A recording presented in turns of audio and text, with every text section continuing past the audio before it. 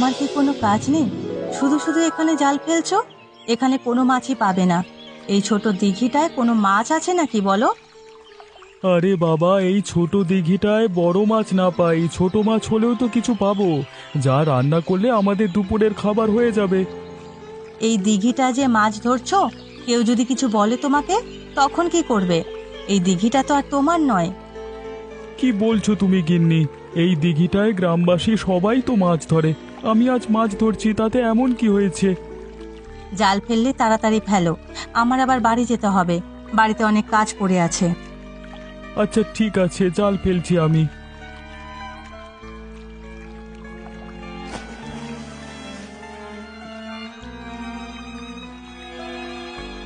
দেখেছো গিন্নি, জালে কত বড় একটি কাতলা মাছ উঠে এসেছে।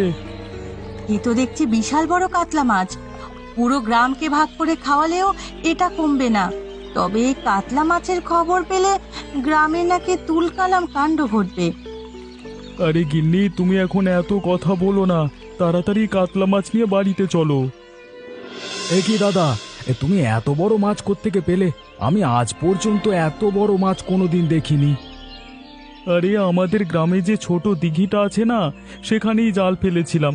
হঠাৎ অনুভব করলাম জালে অনেক ওজনের কিছু একটা বেঁধেছে। তা জাল তুলতেই দেখি বিশাল বড় কাতলা মাছ। তুমি কি বলছো দাদা? অতটুকু ছোট দিঘিতে এত বড় একটি কাতলা মাছ পেলে তুমি? যে আমি কোনোভাবেই বিশ্বাস করতে পারছি না। আমিও সেখানে ছিলাম তোমার দাদার সাথে। প্রথমে আমি নিজের চোখে বিশ্বাস করতে পারিনি। তবে তোমার দাদা যা বলছে, একদম সত্যি কথা বলছে। এত বড় মাছ তা ওই ছোট দিঘিটায়? বাহ দাদা, তাহলে তো আমাদের কপাল খুলেই গেল, কি বলো? কপাল খুলেছে কিনা জানি না, তবে বিশাল বড় একটি মাছ খাওয়ার স্বাদ পাওয়া যাবে। আমি আজকে বিক্রি করব না সবাইকে নিয়ে খাবো, সেটাই ভাবছি। তাহলে তো আরো ভালো হয়, সবাইকে নিয়ে মাছ খেতে ভালোই মজা হবে। আমিও তো সেটা ভাবছি। গ্রামবাসী সবাইকে নিয়ে এই মাছটা আমরা রান্না করে খাবো। বেচা বিক্রি করব না এই মাছটা আর কি। বিক্রি করলে অনেক টাকা পাওয়া যেত। তবে তুমি যখন সিদ্ধান্ত নিয়েছো এই মাছ বিক্রি করবে না, গ্রামবাসী সবাই মিলে খাবে, তবে তাতে আমার কোনো আপত্তি নেই। এটাও একটি ভালো কাজ। কাজ বাজ যা আছে সেরে আয়, কালকে সকালে সবাইকে নেমন্তন্ন দেব। আচ্ছা, তাহলে আমি কাজে যাই। সুকান্ত, এত তাড়াতাড়ি করে কোথায় যাচ্ছিস? কোত্থেকেই বা ফিরলি? কাজ শেষ করে হরিপ্রসাদ বাবুর বাড়ি থেকে ফিরছিলাম, বাড়িতেই যাচ্ছি। তা শুনলাম তো দাদা নাকি ছোট দিঘি থেকে বিশাল বড় একটা কাতলা মাছ পেয়েছে। এই কাতলা মাছ ভাগাভাগি করতেই বুঝি তড়িঘড়ি করে বাড়িতে ফিরছিস? আমার দাদা যে ছোট দিঘি থেকে কাতলা মাছ পেয়েছে, সেটা তুমি কোত্থেকে জানলে? আকাশে চাঁদ উঠলে সেটা ঢেকে রাখা যায় না ভাই, সবাই দেখতে পায়। তোরা হয়তো ভেবেছিলিস কথাটা লুকিয়ে রেখে বড় কাতলা মাছটি একারাই ভাগ করে নিবি, কিন্তু আমরা সেটা হতে দেব না। হতে দেবে না মানে? কি বলতে চাচ্ছ তুমি? আমাদের এই কাতলা মাছের ভাগ দে, না হলে তোর ভাইকে জিজ্ঞেস কর কাতলা মাছ বিক্রি করবে কিনা। আমি তো মাছের ব্যবসা করি, শহরে গিয়ে কাতলা মাছটা বিক্রি করে অনেক দাম পাবো, সেখান থেকে না হয় তোদেরও অর্ধেক ভাগ দেব। না না, আমরা এই কাতলা মাছ বিক্রি করব না, সবাইকে নিয়ে এই কাতলা মাছ রান্না করে খাওয়া হবে। অবশ্যই তোদের এই কাতলা মাছ বিক্রি করতে হবে। আরে বলছি তো কাতলা মাছ বিক্রি করব না, তার উপর তুমি জোর জবরদস্তি করছো কেন? বেশি বাড়াবাড়ি করতে এসো না আমার সাথে। তোমার থেকে আমার শক্তির জোর কিন্তু অনেক বেশি। আচ্ছা, শরীরের জোরে দিমাগ দেখাচ্ছিস, ঠিক আছে, আমিও যাচ্ছি। হরিপ্রসাদ বাবুর কাছে তোর ব্যবস্থা করা যায় কিনা সেটাই করছি। হ্যাঁ, যাও যাও, যেটা পারো করে নাও, ঢং দেখাচ্ছি। কি গো ভোলানাথ, তা কি মনে করে আমার বাড়িতে আসলে? তোমার মাছের চালান তো সেই আগেই আমি পাঠিয়ে দিয়েছি। মাছের চালানের জন্য আমি এখানে আসিনি হরিপ্রসাদ বাবু। মাছের চালানের জন্য আসোনি? তাহলে কেন এখানে এসেছো সেটা বলো। গ্রামের খবরাখবর আপনি কিছু রাখছেন? হ্যাঁ, গ্রামে কি ঘটছে সে তথ্য তো আপনার কাছে মনে হচ্ছে নেই। সব কিছু তথ্যই তো আছে, লালটু তো সব খবরই আমাকে এনে দেয়। গ্রামে যে এক বিশাল বড় মাছের কাণ্ড ঘটে চলেছে সেটা কি আপনি জানেন? আপনার লালটু কি সেই সংবাদ আপনাকে দিয়েছে? কিরে লালটু, এই খবর এখনো আমার অজানা কেন? আরে আমার তো ভোলানাথের কাছে এ খবর নতুন শুনছি আমি। ইয়ে মানে বাবু ইয়ে গাবে। তোমাকে আর লালটু মানে করতে হবে না। হ্যাঁ, আমি বলছি, গ্রামের ছোট দিঘিতে আপনার কর্মচারী সুকান্তের মানে ভাই রতন একটি বিশাল বড় কাতলা মাছ পেয়েছে নাকি, তা সে মাছ নিজেরা ভাগাভাগি করে নিচ্ছে। আপনি কি ওর কোনো ব্যবস্থা করবেন না? ব্যবস্থা তো করব। রাতে কি আমরা সীমা চুরি করে নিয়ে আসবো? তুমি সকালেই সেই মাছ বিক্রি করে দেবে। গ্রামের সেই মাছ বিক্রি করা যাবে না, ধরা পড়ব। আর একটি মাত্র মাছ নিয়ে শহরেও যাওয়া যাবে না, লোকসান হবে। দুদিন আমি মাছটি লুকিয়ে রাখবো, তারপর নিয়ে যাব। আচ্ছা ঠিক আছে, করো তোমার যেটা সুবিধে হয়। এই তবে বাবু, ওই ছোট দিঘিতে যেহেতু একটা মাছ পেয়েছে, নিশ্চয়ই আরো মাছ আছে, সেগুলো ধরতে হবে। এটা ঠিক বলেছিস, একটা মাছ যেহেতু আছে আরও আছে। আগে এটার ব্যবস্থা করি, পরে ওটা দেখা যাবে। রাতে তোরা চলে আসিস। আচ্ছা ঠিক আছে বাবু। কি গো রতনদা, তুমি এখানে এভাবে চিন্তিত হয়ে বসে আছো কেন, একা একা নদীর ঘাটে? সব কিছু নিয়ে বড় চিন্তা হচ্ছে। গ্রামে একটি মাছ নিয়ে যেভাবে তুলকালাম কাণ্ড ঘটে চলেছে, সেসব জেনেও কিভাবে নিশ্চিন্তে বসে থাকবো আমি, বলো? আরে রতনদা, তুমি এত চিন্তা করছো কেন? আমরা সব সময় ন্যায়ের পথে আছি। তুমি যেটা করছো সেটা অবশ্যই ন্যায়সঙ্গত। তুমি একটি মাছ পেয়েছো, একা খেতে নয়, সবাইকে নিয়ে ভাগাভাগি করে খেতে চেয়েছো। তা দুষ্ট লোকেরা যতই তোমার পেছু লাগুক না কেন, তোমার কোনো ক্ষতি করতে পারবে না। হ্যাঁ, আমরা সব সময় তোমার পাশে আছি, বুঝলে? হ্যাঁ দাদা, অমিত যা বলছে একদম সত্যি কথাই বলছে। আমরা ন্যায়ের পক্ষের লোক, অন্যায়ের বিরুদ্ধে। তুমি যেহেতু ন্যায়ের পক্ষে আছো, গ্রামবাসী সবাই ন্যায়ের পক্ষে থাকবে। তুমি শুধু শুধু ওই খারাপ লোকেদের কথা ভেবে চিন্তিত হও না। সাধারণ কোনো লোক থাকলে তাতে আমি চিন্তিত হতাম না, কিন্তু ওনাদের তো অনেক ক্ষমতা। একজন গ্রামের মোড়ল আর অন্যজন হলো গিয়ে ধর্নাঢ্য মাছ ব্যবসায়ী। কিভাবে তাদের সাথে পেরে উঠবো সেটা নিয়েই ভাবছি। আমি তো বললাম দাদা, আমরা তোমার সাথে আছি। যত বড় লোক আসুক না কেন, তোমাকে ছেড়ে পিছু পা হব না। তুমি এসব নিয়ে কোনো চিন্তা করো না, সবকিছু দায়িত্ব আমাদের। তোমাদের কথায় কিছুটা হলেও আশ্বস্ত হলাম। তাহলে আর এখানে বসে থেকো না, যাও বাড়িতে যাও। আচ্ছা ঠিক আছে। এই রতন, এই সারা রাত ধরে মাছ খেয়ে পেট ফুলিয়ে এখন ঘুমিয়ে আছিস? ওরে তাড়াতাড়ি বের হয়ে আয় বলছি, উল্লুক। কি হয়েছে? সকাল সকাল তোমরা এভাবে আমার বাড়ির উঠানে এসে চেঁচামেচি করছো কেন? হ্যাঁ, আর মাছের কথাই বা কি বললে ঠিক বুঝতে পারলাম না, আবার বলো। এই এই গ্রামের সবাইকে ওই বড় মাছ খাওয়াবি বলে এখন নিজেই সেই মাছ খেয়েছিস নাকি বিক্রি করে দিয়েছিস, সেটা বল। কি বলছো তোমরা? আমি তো সে মাছ খাইনি। ভেবেছি আজকে দুপুরে সবার জন্য সেই মাছ রান্না করব। তাহলে সেই মাছ কোথায়? আমার ঘরে রাখা। হ্যাঁ, যাও যাও, তাহলে নিয়ে আসো গিয়ে।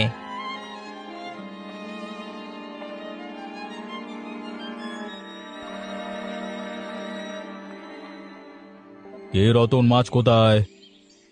আমি ঠিক বুঝতে পারছি না, মাছ তো ঘরেই ছিল, এখন পাচ্ছি না তো। এই তোমরা সবাই দেখো তো, বড় মাছ খেয়ে মাছের মাথা এখানে ফেলে রেখেছে নাকি?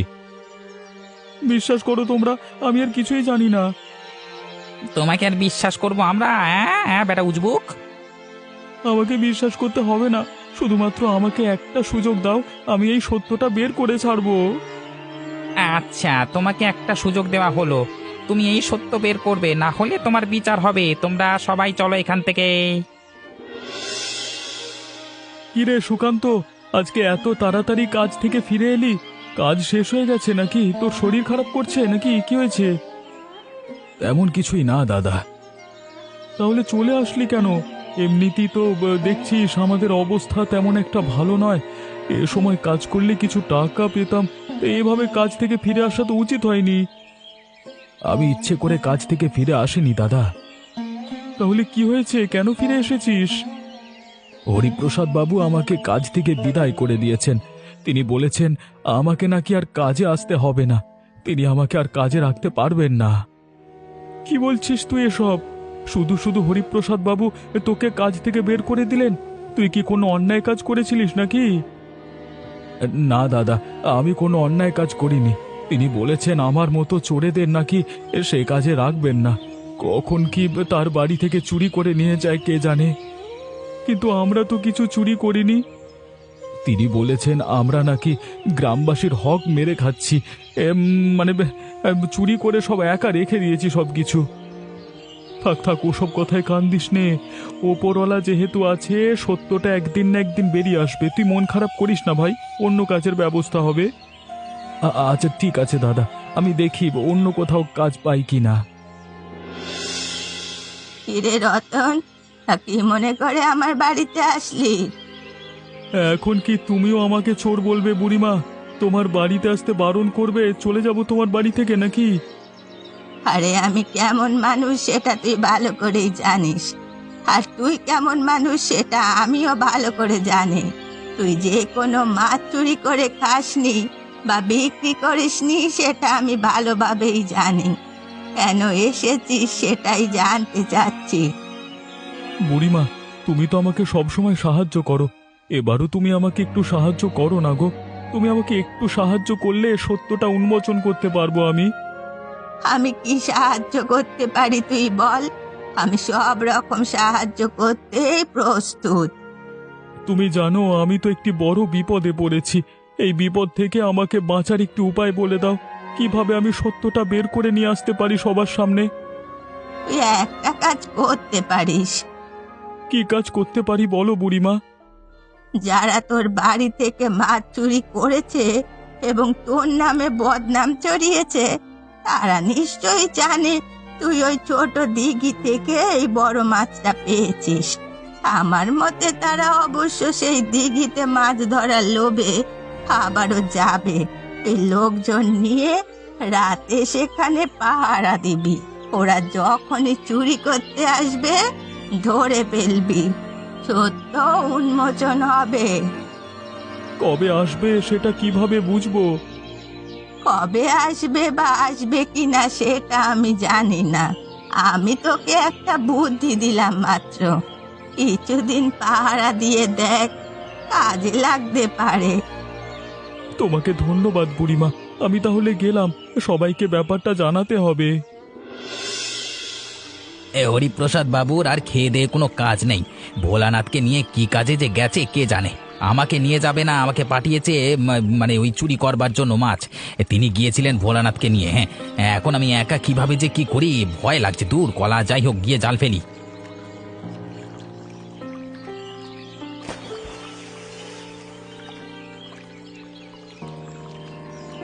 কলা, একটাও জালে তো মাছ উঠলো না। তাহলে কি এই দিঘিটার কোনো মাছ টাছ নেই নাকি? তো মাছ বুঝি পেলে না লালটুদা? না পেলে সমস্যা নেই, অন্য পুকুর থেকে বড় মাছ এনে তোমাকে দিচ্ছি, যেন হরিপ্রসাদ বাবু তোমাকে বকতে না পারে। কি তোমরা সবাই মানে এখানে কি করছো? মানে এখানে কি মজা মারতে এসছো? কিছুই করছি না গো, তোমাদের জন্য অপেক্ষা করছিলাম। তা তো দেখছি তোমরা সবাই আসলে না, তুমি একাই আসলে এখানে। তা বাকি সবাই কোথায়? আমি কিচ্ছু করিনি, তোমরা আমাকে ক্ষমা করে দাও। আমাকে হরিপ্রসাদ বাবু এবং ভোলানাথ পাঠিয়েছে। তোমার হরিপ্রসাদ বাবু এবং ভোলানাথ কোথায়? আমি কিছু জানি না, আমাকে এখানে পাঠিয়ে তারা যেন কোথায় কাজে গেছে। আমাকে ক্ষমা করে দাও। যে মাছ আমার বাড়ি থেকে চুরি করেছিস সেই মাছ কোথায় বের করে দে, তাহলে তোকে কিছু করব না, ক্ষমা করে দেব। আমার সাথে চলো, আমি সেই মাছ বের করে দিচ্ছি। ভোলানাথ না একটি জায়গায় গ্রামের মধ্যে সেই মাছ লুকিয়ে রেখেছে, দুদিন পরে শহরে নিয়ে যে বিক্রি করবে বলে। চল চল, আমাদের নিয়ে চল। ওই দেখো তোমরা সবাই, একটা চোর এটা যাচ্ছে আমাদের এই পথ দিয়ে। এই সেই চোর না, সালা একটা চোর। আরে ও চোর নাকি? ও হলো চোরেদের সাগরে। ওকে দিয়ে ওর মনিষরা চুরি করায়, সেজন্য হয়তো 2 পয়সা পেতেও পারে। আবার মাঝে মাঝে না পেয়ে লাথি উষ্টা খায়। তোমরা এইভাবে আমাকে অপমান করো না গো। ওগো, আমাকে নিয়ে হাসি ঠাট্টা করো না, খেসা মেরো না। আমি তো তোমাদের সবার কাছে ক্ষমা চেয়েছি। আমি তো পয়সার জন্য ওদের সাথে কাজ করি। পেটের দায়ে সংসার চালাতে এসব করতে হয়।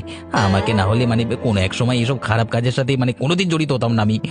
গতকাল রাতেই কিন্তু আমি তোমাদের সকল সত্যটা বলেছি এবং মাছও বের করে দিয়েছি। দুনিয়ায় কাজের কি অভাব পড়েছে নাকি যে জোর চোরেদের সাথে থাকতে হবে? তা তোর সেই মনিব জোচ্চোররা কোথায়? তাদের কি কোনো দেখা পেলি?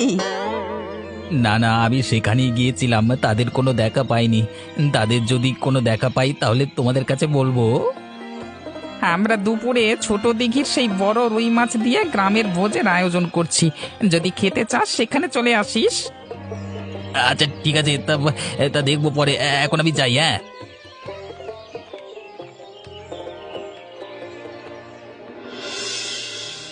তোমার কোনো তুলনা হয় না রতনদা।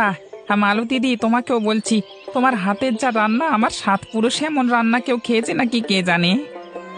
মাছটা তো অনেক বড়, ভালোই তেল হয়েছে, সেজন্যই হয়তো এত স্বাদ লাগছে। তা তো আমি বলতে পারি না, তবে এই মাছ রান্না আমার কাছে মানে অমৃত লাগছে, খাসির মাংসের চেয়েও ভালো। খাসির মাংসের সাথে তুলনা দিলেও হবে না, মনে হচ্ছে তার থেকেও বেশি। গত দুদিন আমাকে চোর বলে এখন আমার প্রশংসা করছো তোমরা? আসলে আমরা আমাদের ভুল বুঝতে পেরেছি রতনদা, ওই সারা জোচ্চোরদের জন্যই তোমাকে আমরা ভুল বুঝেছি। তুমি এসব কিছু মনে রেখো না, আমরা সবাই ক্ষমা চাচ্ছি তোমার কাছে। হ্যাঁ, তোরা যে যাই বলিস না কেন, রতনের মতো এমন মহৎ লোক গ্রামে কমই আছে। 5 গ্রাম খুঁজলেও এমন লোক পাবে কিনা সন্দেহ। তা তুমি ঠিকই বলেছ বুড়িমা, রতনদা চাইলে এই মাছ একা খেতে পারত, আবার চাইলে বিক্রি করে সব টাকা নিজে নিতে পারত, কিন্তু তিনি তা করেননি। উল্টে আমাদের সবাইকে সেই মাছ খাওয়াচ্ছে। আমরা এতটাই নির্বোধ, সেই মাছের জন্যই মানুষের কথার জোরে তাকে চোর ভাবছিলাম। যদি এই মাছ তিনি আমাদের না খাওয়াতেন তাহলে তো আমরা তাকে চোর বলার অধিকার রাখি না। তুই একদম ঠিক বলেছিস।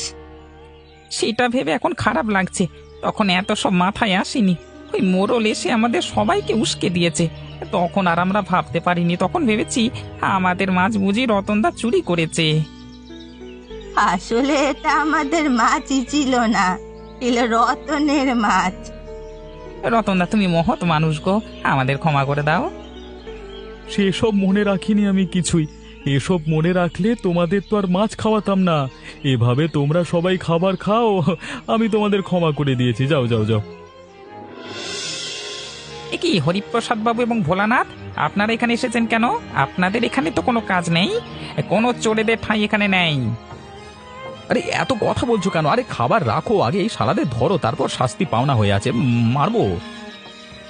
আরে খাবার রেখে উঠো না তোমরা, তোমাদের মতো খাবার খাও তোমরা, বাকিটা আমি দেখছি। আপনারা এখানে এসেছেন কেন হরিপ্রসাদ বাবু? এই খাবারের মধ্যে এখানে এসে কোনো ঝামেলা করবেন না। আমরা এখানে কোনো ঝামেলা করতে আসিনি, আমরা ক্ষমা চাইতে এসেছি। গ্রামবাসী কেউই আপনাদের কোনো রকম ভাবে ক্ষমা করবে না। খাবারের মধ্যে কোনো ঝামেলা করবেন না, খাবার শেষ হোক তারপর আপনাদের জন্য শাস্তি অপেক্ষা করছে। খাবার শেষের অপেক্ষা করুন, তারপর আপনাদের কি শাস্তি হয় সেটা দেখবেন। হরিপ্রসাদ বাবু, এটা তো আমাদের শাস্তি দিতে যাচ্ছে, এখানে আর এক মুহূর্ত থাকা ঠিক হবে না। চলুন চলুন, এখান থেকে ভেগে পড়ি, চলুন। বলা না, তুমি একদম সঠিক কথা বলেছ।